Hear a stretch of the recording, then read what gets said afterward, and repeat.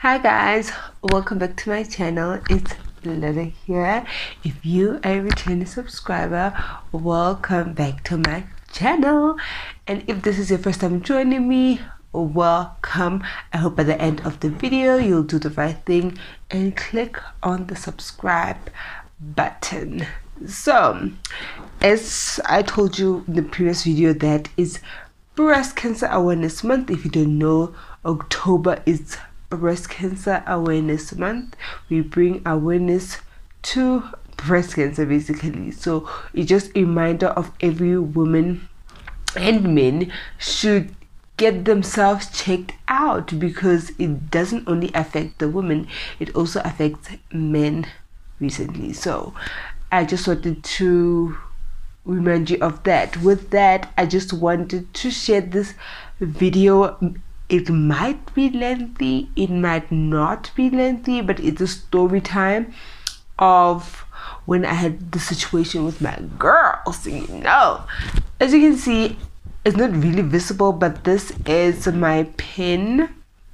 I wear this pin every year for the whole month of October. It's a small breast cancer awareness pin. I got it from Avon. I think I got like 2 years ago. Yeah, I think I got it 2 years ago.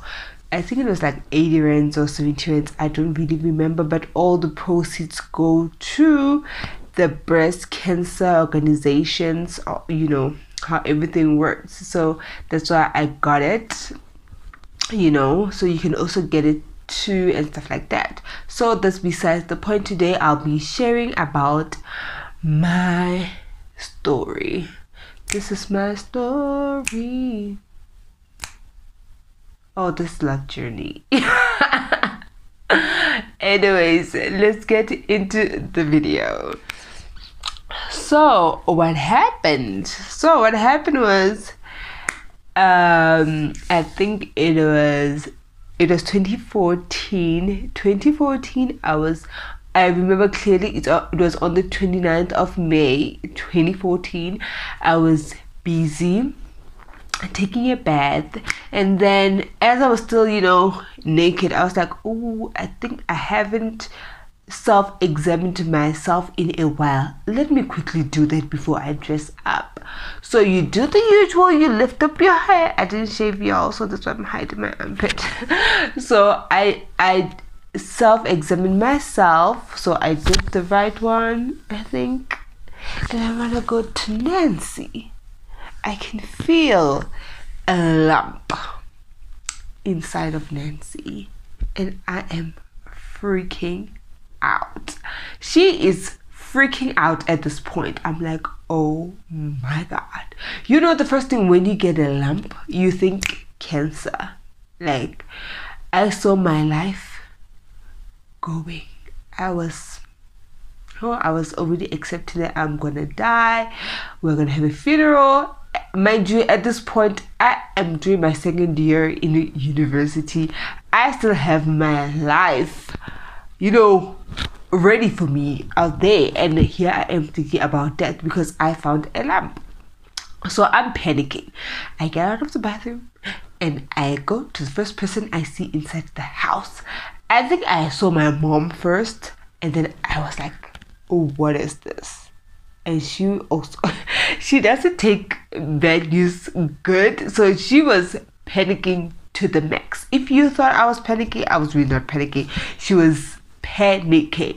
I remember I found my mother, she was panicking. Then I found my brother, and I was like, feel this thing, you know. And everybody was just like, what's going on? And my mom was like, you need to go to the doctor first thing tomorrow morning. So that is what I did. The next day I go to the doctor. He's a general practitioner. So I get there, I am panicking. I haven't had any sleep at this point. I am just freaking out. I'm like, oh my god, I hope it's not cancer. So I get there, I tell him what's up, and he's like, okay. He does the examination. He examines my breast, and it's like, okay, I think I feel something. Is definitely a lump, but at this point I can't tell what it is. So I'll send you to a specialist. okay. Then I think our appointment was a week later because it was nearing the weekend. So I think the appointment was on a Monday or a Tuesday. So Monday morning, boom, we went to the specialist. So we get to the specialist and I give him the situation, but the doctor's already given him the down low. But I'm also telling him that, you know, I did a self-examination and this is what I discovered in my left breast, and this is the situation. And he's like, okay, calm down, you are 20. Yeah, I think I was 20. You are 20, you need to relax, calm down. So he gets me to an examination room and we go to the examination room. He examines everything and he's like, girl, this is fibroadenoma. I'm like, what the heck is that? It's definitely not cancer. So that was a relief, like, thank God. So he's like, no, it happens that the girls your age develop a lump. We really don't know what is the cause of it, but we assume that it's hormones because you are at that point in your life where your body's saying you need to make a baby or something. Okay. And I was like, oh, okay. And he was like, if it gives you any problems, get back to me. Okay. I live my life. I'm not having any problems. The year goes by. 2014 goes over and we are on to like 2015. So when I get to 2015, no, man. No, I can feel that something ain't right. Something ain't right. So I go back to a different doctor. I go to a different doctor, the general practitioner. I go back to a different doctor's altogether. So this time it's a she. So she self-examines me and she's like, okay, I feel a lump, but let's take you to a specialist. And I'm like, I've already been there. And she's like, just to make sure, let's go to a specialist. So I go to a specialist. And then when I get there, he self-examines me and he's like, I need to get inside of you. We need to check what's really happening there. Because at this point, it was not only the lump. I started experiencing some pains in the breast. It was just painful. I also noticed that I think there's more than one. So the doctor takes me to a radiologist.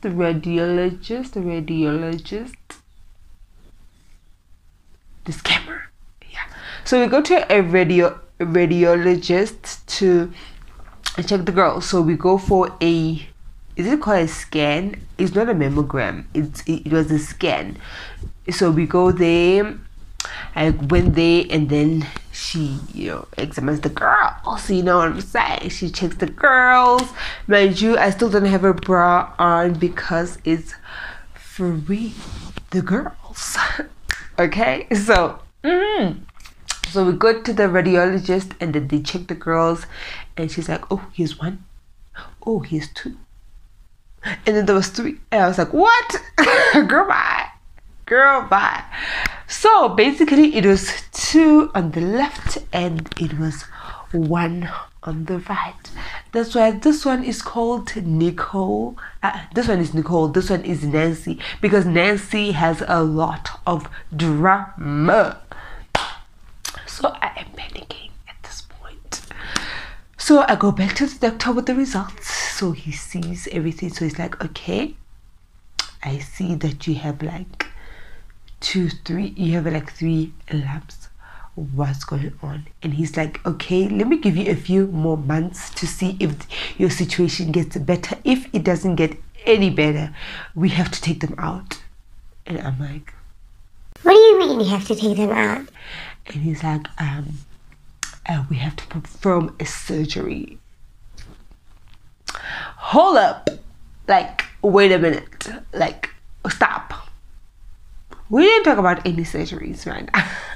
So when I was growing up, because I still have beautiful breasts, I made a vow to myself that I will never, ever, have scars on my breast. I will never, get breast enlargement or reduction because I already have big boobies. So why must I sear them, ruin them by having surgery and scars on them? So it's fine. So she tells me, okay, let's give it a trial run. Let's see how long you're going to survive for this. If it doesn't get any better, you have to get back to me. Okay. Here I am with these lumps in my breast. The pain is getting worse. By worse, I mean it's like excruciating pain. Like every night, I had to cry myself to sleep. Basically, I had to cry myself to sleep because the pain was unbearable. The pain was unbearable. It was just horrible. And then I remember one day I wake up and my t-shirt that I was sleeping with has some stains around the nipple area, and I am panicking. Like, what's going on? So I am panicking and I'm like, okay, I need to go see the doctor again. So I see the doctor and she sends me to the lab to take some sample of the liquid that was coming out from the boobies. So I go there and then the lady takes the sample, she swabs the sample, she takes the sample, and I have to wait for the results. So I am waiting, the waiting, it will kill you. So here I am waiting for my results to get back, and when they come back, they are clean. The doctor explains to me that they didn't find anything abnormal, so that we are good. Okay, it's fine. So time goes by and the girls are still what can I call it? They are still having some discharge. The girls are still in pain, and I feel like we need to get something happening. So I go back to the doctor and then we schedule a surgery for my girls, surgery that I never thought that I would get. So we schedule a surgery. I remember the surgery was for the 17th of November or something like that. I don't remember. So what had happened was at the campus they had a strike, so that we had to cancel. They had to move back the exam dates. So it happened that on that date, the 17th, I was writing an exam, so we had to postpone it to later on. So I wrote my exam. Mind you, I'm still in pain. She is still going through the most. So I read the exams, and then after the exams we schedule for the surgery to happen on the 24th of November. So this is when my life changed. So we go there, we go to this hospital early in the morning. We go to the hospital, and then they admitted me, and then I remember my surgery was at 11 o'clock. So Shimi here was waiting the entire time since 6 o'clock in the morning until 11, waiting. At this point, I'm just freaking out because I don't like to wait. Like, why must I wait? So we get there, the doctor attends to me, checks me up, he explains everything that we'll be doing: 2 incisions, one on the left, one on the right, take them out, and then you'll be great. I'm like, perfect, no problem. So we go in, I go under the knife, like they say, we go under the... I will leave some pictures for you to see the whole experience, because this is where I started documenting everything. I started documenting everything. So we go, we have the surgery, they take them out, and I'm out. When I wake up, I can feel that they are swollen, that they are like 2 times, 3 times the size. If you think my girls are big now, girl, I used to have smaller boobs than these, but they grew. Maybe after surgery they were like this big. They're probably that big. So after surgery, I wake up. I think my parents have left at that time because the hospital was a bit far away from where we stayed. So I wake up and I go to the bathroom to check myself. Y'all, the image that I saw was not pleasing. So luckily they did the surgery on the sides, as you can see by the pictures. They did the surgery on the sides, and now is the recovery process. So the doctor checks me up the next day to discharge me, and he tells me no, it will take like 2 to 6 weeks for you to be fully healed. And I'm like, okay, but fantastic, okay, no problem. So he's like, if you see any changes, hit me up or go back to your GP. Okay, no problem. I go back home.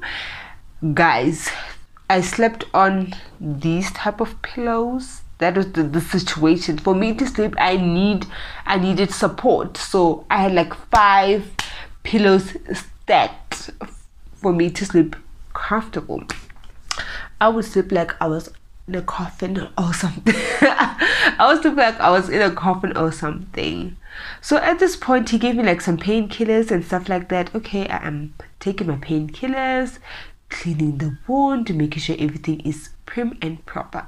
So my younger sister, Lebu, the one that I had on my channel, we call her the family doctor because she loves to take care of everyone. Yeah, she loves to take care of everyone.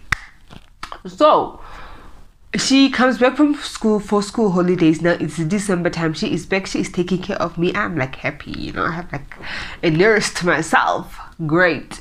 So I think it was a week later or 2, Lebo notices that Nancy is not healing properly. Nicole is okay. Everything is good with Nicole, but Nancy is not healing properly. And she's like, I think you should go to the doctor. I'm like, why? She's like, something is not right. Something is not right. I'm like, oh, okay. So I head back to the doctor. So when she sees the how everything is going on, she's like, you have an infection. Like maybe at the hospital the things were not clean or something like that, but it's an infection. And I'm like, okay, how do we get rid of the infection? And she's like, oh, I'll just give you a shot of antibiotics. And I'm like, a needle? Lord help us. So Miguel gives me a shot of antibiotics, and then she's like, oh, you'll be fine, you'll be okay. As soon as it works into your system, you will start seeing a difference. Now, let me end this video here because I'll make it part 2. So let me end this video here. We will continue next week with how the recovery process went about. So, thank you so much for tuning in. Thank you for watching my video. Thank you for even stopping by and giving this channel a chance. I hope you enjoyed the video so far. We will continue next week with part 2. So in the meantime, do the right thing. Remember to like, comment, share, and most importantly, subscribe. As I am talking to you now, we are at 115 subbies. We are at 115 subbies. I am so happy that everybody joined the family. So thank you so much for joining the family and loving the content. Hopefully by the end of the year, by the grace of God, we'll be close to 500 or 1,000. That will be amazing. But yeah, let's continue with this video next week. I'll see you next time. Thank you so much for watching and God bless you. Bye.